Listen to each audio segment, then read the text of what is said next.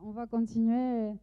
Je pense qu'on peut quand même l'applaudir à nouveau. Alors, notre docteur.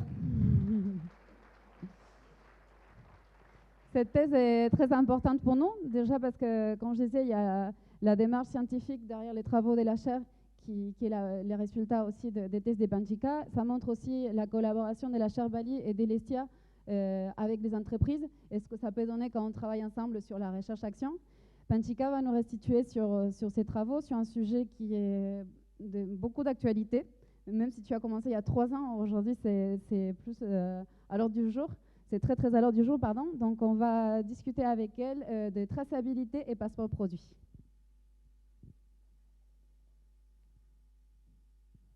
Bonjour à tous. Donc, je vais faire un exercice étrange. Je vais faire ma thèse résumée en 10 minutes, un quart d'heure, voilà. Alors que normalement, ça dure 45 minutes. Alors, pour vous parler donc du sujet, comme Valentina l'expliquait, donc je vais vous parler du passeport numérique produit et de son développement pour favoriser la circularité et la traçabilité dans l'industrie de la mode. Tout ceci pour atteindre une transition de la filière vers un modèle plus vertueux. Donc, je vais commencer par vous adresser quelques petites questions. Aujourd'hui, vous vous êtes habillé, vous portez des vêtements. Est-ce que vous vous rappelez où vous les avez achetés? Est-ce que vous les avez achetés en ligne ou est-ce que c'était dans une boutique ou peut-être même en seconde main? Deuxième question, est-ce que vous vous rappelez de quelle marque il s'agit? Si vous avez encore l'étiquette, vous pouvez encore le savoir. Ensuite, est-ce que vous connaissez leur composition exacte? Peut-être que juste vous connaissez la composition de la matière principale et pas de tous les composants. Également, est-ce que vous connaissez le pays de fabrication? Peut-être, c'est souvent inscrit sur l'étiquette, même si ce n'est pas obligatoire. Et peut-être même vous connaissez les fournisseurs. Si vous êtes du métier, peut-être que vous connaissez même les usines dans lesquelles sont fabriqués. Vous avez cette chance. Les usines qui ont fabriqué le tissu, qui ont fait les teintures, peut-être pas. Et alors les usines pour les filatures, je vous mets au défi de les connaître. Ensuite, est-ce que vous connaissez les transports qui ont été utilisés pour acheminer donc tous les matériaux, les composants et les produits finis jusqu'au lieu de vente? Je ne crois pas. Et ensuite, les impacts qui viennent de tous ces process, probablement pas. Il y a aujourd'hui donc l'affichage environnemental des produits qui va arriver dans la loi et qui pour l'instant est assez minoritaire. Mais est-ce que vous connaissez l'impact sur votre santé, sur les animaux, sur aussi les personnes qui ont fabriqué tout au long de la chaîne et toutes les personnes aussi qui travaillent dans les entreprises pour la distribution et aussi pour l'entretien de ces produits? Donc si vous avez répondu oui à toutes mes questions, bravo. Et sinon, nous pouvons conclure ensemble à un certain manque de transparence. Nous n'avons pas accès à ces informations. C'est ce qu'on va appeler vraiment la transparence, c'est la parfaite accessibilité à ces informations. Et c'est ce vers quoi on veut tendre avec cette thèse. Et ce qu'on aimerait savoir, c'est connaître tout l'historique de fabrication des vêtements et aussi connaître davantage, connaître l'impact de nos produits sur donc l'impact qui provient de la chaîne d'approvisionnement, donc vraiment toute la fabrication, mais aussi l'impact des produits après la vente. Quand vous achetez un produit, vous avez envie de savoir si vous allez pouvoir l'entretenir correctement, le réparer éventuellement, si vous allez pouvoir le revendre. Aujourd'hui, la seconde main, c'est plus devenu une pratique minoritaire. On a vraiment envie de savoir si notre produit a une valeur en seconde main, ou peut-être si on peut l'acquérir en seconde main en premier choix. On aimerait savoir aussi si on peut le louer éventuellement plutôt que de l'acheter, parce qu'aujourd'hui, on peut utiliser des produits occasionnellement, on n'a pas besoin de les avoir tout le temps à disposition. On peut aussi vouloir avoir des produits avec un système de consigne pour pouvoir favoriser une circularité qui est gérée par les marques, qui peuvent récupérer les vêtements et les réutiliser, réemployer les matières. Et finalement, on a envie de savoir aussi si, en fin de vie, ces vêtements peuvent être recyclables. Tous ces impacts Aujourd'hui, ils ne sont pas mentionnés sur les produits et ce serait vraiment intéressant d'avoir, au moment de l'achat, une vision globale de tous les impacts et de savoir, d'acheter en connaissance de cause, de faire un achat éclairé. Tout ceci, donc tous ces développements de pouvoir avoir des informations précises sur les produits, ça va dans le sens des lois aujourd'hui, avec notamment en France la loi AGEC et l'article 13 qui est en vigueur depuis janvier dernier et qui permet d'avoir des informations sur les caractéristiques environnementales des produits. C'est un début, on va dire, qui est déjà assez complexe à mettre en place, mais qui permet d'enclencher des mécanismes dans les marques pour pouvoir atteindre ce qu'on appelle donc une certaine transparence produit.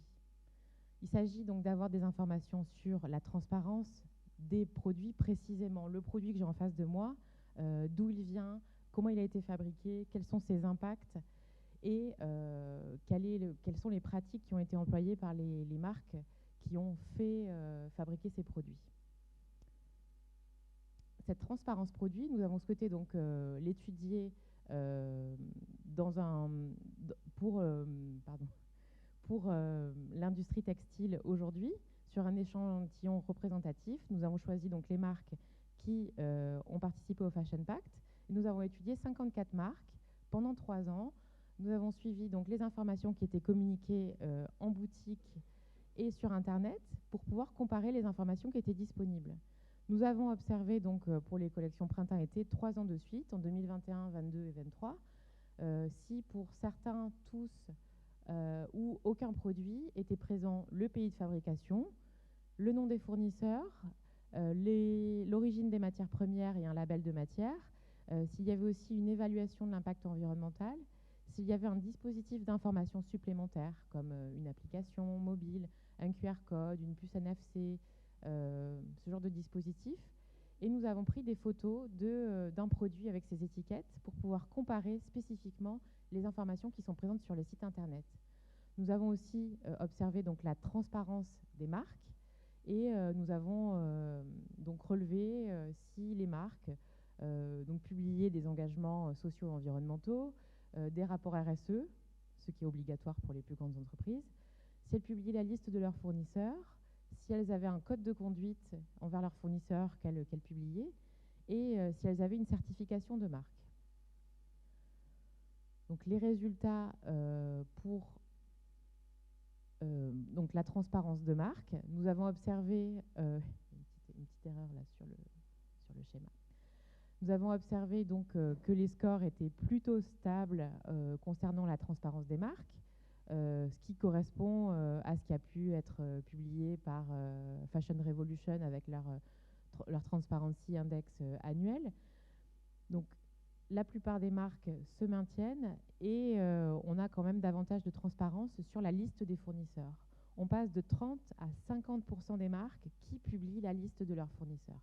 Donc ça, c'est quand même un progrès qu'on peut souligner, sans pour autant faire le lien entre les usines et les produits. Donc quand vous achetez un produit, vous ne savez pas quelle usine a été employée. Concernant la transparence produit, il y a aussi une petite erreur dans la mise en page. Donc on a la plupart des marques, je ne sais pas si on arrive à le lire, Donc la plupart des marques qui publient le pays de fabrication, pour 98% des marques, c'est inscrit sur les étiquettes de manière systématique. En revanche, ça nous a beaucoup surpris, sur Internet, pour 98% des marques, ces marques-là ont l'information sur une étiquette, mais ne la présentent pas sur le site Internet. Donc il s'agit uniquement de 15% des marques en 2021 et 22% des marques qui publient cette information sur le site en 2023. Les évaluations environnementales et les dispositifs d'information sont aussi en croissance. On en a davantage au fil des années, mais ça reste quand même des pratiques minoritaires et sur une petite portion des produits, souvent sur des gammes spécifiques. Ce qu'on peut noter, c'est que les marques les plus transparentes ont recours à ces dispositifs d'information Et ces dispositifs d'information permettent d'informer sur donc les pays de fabrication, mais aussi sur davantage d'informations en donnant divers pays de fabrication, comme c'est exigé par la loi AGEC, donc les pays de tissage, tricotage, d'impression de teinture, par exemple, ce qui ne serait pas possible sur une simple étiquette. On peut aussi avoir le nom des fournisseurs pour certains dispositifs et aussi l'impact environnemental qui n'est pas inscrit sur les étiquettes non plus. Donc, on peut faire le constat que cette transparence produit va au-delà des informations d'une simple étiquette. Il faut recourir à d'autres dispositifs pour informer notamment les consommateurs, mais aussi toutes les entreprises du cycle de vie des produits. Aujourd'hui, l'ambition donc du passeport numérique des produits, qui est un dispositif très étendu, c'est pas une simple étiquette, c'est vraiment un outil qui va permettre à tous les acteurs du cycle de vie des produits de communiquer et de collecter des informations qui vont leur permettre d'avoir des process beaucoup plus circulaires. Si on connaît mieux les compositions, on va pouvoir beaucoup mieux recycler. Si on connaît des informations sur l'entretien des produits, on peut mieux les revendre, et ainsi de suite. Donc notre problématique, c'est de modéliser donc ces informations pour que le passeport numérique des produits soit un véritable outil de traçabilité et de circularité et qu'on puisse avoir une transparence produit, d'avoir des informations qui relèvent vraiment précisément d'un produit sur tout son cycle de vie. Je vous ai épargné la partie méthodologique de la thèse et donc je vais en venir plutôt aux résultats. Donc nous avons donc analysé les parties prenantes qui vont recourir à ce passeport numérique produit. Donc il s'agit des fabricants, mais aussi des marques avec les différents services, les services de conception, RSE, services après-vente, voilà, tous les services, les distributeurs qui ne sont pas forcément en lien avec les marques et qui peuvent avoir envie d'avoir davantage d'informations pour renseigner les consommateurs. Ces informations peuvent être vraiment des arguments de vente très forts et peuvent appuyer une démarche de développement durable des marques qui vont vouloir communiquer davantage et qui ne peuvent pas le faire toutes seules, qui ont besoin d'un outil pour appuyer ces stratégies. Les consommateurs, donc c'est plutôt le thème du jour, donc comment aider les consommateurs à faire des choix éclairés, et aussi les acteurs de la circularité qui vont pouvoir mieux réparer les produits, mieux les revendre, mieux les recycler et éviter qu'ils ne se transforment en déchets donc incinérés ou dans une décharge. On a aussi les autorités qui vont pouvoir utiliser toutes ces informations dans le passeport numérique produit pour contrôler les marchés et aussi peut-être vérifier que la responsabilité élargie du producteur est bien effective, puisque aujourd'hui les metteurs en marché sont responsables de ce qu'il advient de leurs marchandises après la vente, et ces outils vont pouvoir suivre les produits après la vente et vérifier que les produits sont effectivement revendus, ont plusieurs vies, ont été réparés, vont pouvoir être recyclés en fin de vie utile. Donc ça peut être des outils intéressants pour ça.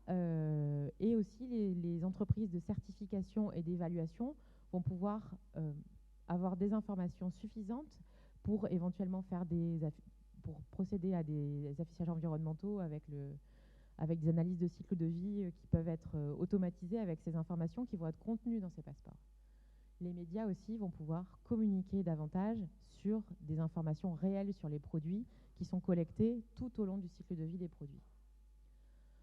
Donc les buts qu'on a pu identifier dans ce passeport numérique, ça va être donc l'information consommateur aujourd'hui, qui est vraiment le but qui va être le plus facile pour nous, mais aussi toutes les étapes de favorisation de la circularité qui aujourd'hui sont rendues difficiles. Le recyclage est rendu difficile parce qu'on ne sait pas de quels matériaux sont constitués les produits. On ne sait pas comment les démanteler parce qu'on n'a pas les plans de montage, mais si on avait donc les plans de montage, on pourrait automatiser des découpes et pouvoir mieux recycler les matériaux, notamment. On va pouvoir aussi être plus facilement en conformité avec la réglementation, puisqu'on va avoir toutes les preuves dans ce passeport numérique produit de toutes les déclarations qui peuvent être émises. Les catégories et concepts qui sont évoqués dans ce passeport numérique des produits, il y a d'abord donc l'identification du produit et la granularité des informations. Ces informations, elles peuvent être sur la référence du produit, donc tous les produits de cette même référence vont avoir les mêmes caractéristiques, mais on peut aussi identifier les produits de manière unique après achat, et on peut avoir des informations sur l'utilisation précise d'un produit et éventuellement de ses transformations, de ses réparations, de son entretien. On a des informations dans ce passeport sur la description du produit, sa composition, la stratégie de circularité qui a été énoncée par la marque, les coûts, donc ça peut être les coûts de fabrication, mais ça peut rester aussi secret, on peut aller dans différents niveaux de détail à chaque fois, mais aussi peut-être la cote à la revente.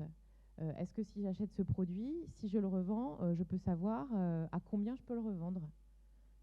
Ça peut être aussi intéressant. Les quantités qui ont été produites, on a parlé tout à l'heure de volumétrie. On peut avoir envie d'acheter uniquement des produits qui sont fabriqués en petite série, ou au contraire, on peut vouloir acheter un produit qui est un best-seller parce qu'on sait que c'est un bon basique, un produit de qualité. On a aussi donc accès à des avis de clients qui sont de plus en plus présents dans les sites internet aujourd'hui. On va avoir des informations sur les process, donc les chaînes d'approvisionnement, les transports et le suivi après-vente, par quelles étapes sont passés les produits. Des informations sur la marque, bien sûr, sur sa stratégie, sur tout ce qu'elle va mettre en place pour davantage de durabilité et de soutenabilité. Les documentations qui peuvent être associées pour que les informations ne soient pas uniquement déclaratives, mais puissent être appuyées par des documents. Et on a aussi les évaluations qui peuvent être présentées de manière plus ou moins détaillée sur l'innocuité des produits, l'impact environnemental, social et sur les animaux. Si on résume, donc, je ne vais pas rentrer dans le détail, mais toutes ces informations peuvent être exprimées avec donc, 4 catégories. Les informations sur le produit, sur les process et sur les parties prenantes, qui sont toutes les entreprises qui ont participé ou qui sont impliquées dans le cycle de vie des produits, et des évaluations qui donc, peuvent porter sur les produits, mais aussi sur les entreprises et les process qu'elles peuvent mettre en place.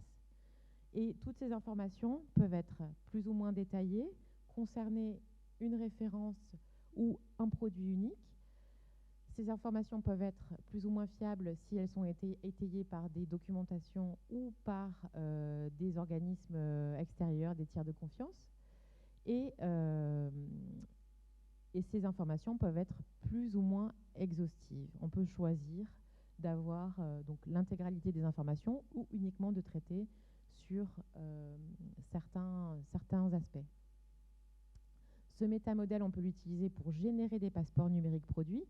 On pourrait avoir donc un modèle de passeport numérique produit qui correspond à la loi AGEC ou qui correspondrait à ce qui va être demandé par l'affichage environnemental. On pourrait aussi aller plus loin puisque le passeport numérique produit peut être aussi une opportunité pour les marques de communiquer différemment. Non pas en subissant la loi et en se limitant à ce que veut la loi, mais vraiment en utilisant cet outil pour communiquer mieux à ses clients et en créant donc un engagement avec ses clients. Donc là, j'ai un petit exemple de passeport numérique produit. On peut imaginer donc que par exemple, pour donner un exemple de niveau de détail, aujourd'hui, la loi AGEC exige d'avoir des informations sur les pays de tissage, de teinture et de confection. Aujourd'hui, c'est uniquement le pays. Mais on pourrait aller plus loin, aller dans un niveau de détail, plutôt aller sur une région ou sur une ville, ou même donner carrément le nom des entreprises. On a utilisé aussi ce métamodèle pour analyser les initiatives déjà existantes. Donc là, l'exemple, c'est donc le POC avec le groupe ERAM pour Bocage qu'on avait réalisé en 2021 pour communiquer davantage sur les produits. Et donc, on peut analyser et mesurer ces passeports numériques produits pour pouvoir faire des propositions pour ce dispositif qui devrait entrer dans la loi européenne dans les prochaines années. Je ne peux pas donner une date précise. Voilà. Merci pour votre attention. J'espère que ça a été assez clair.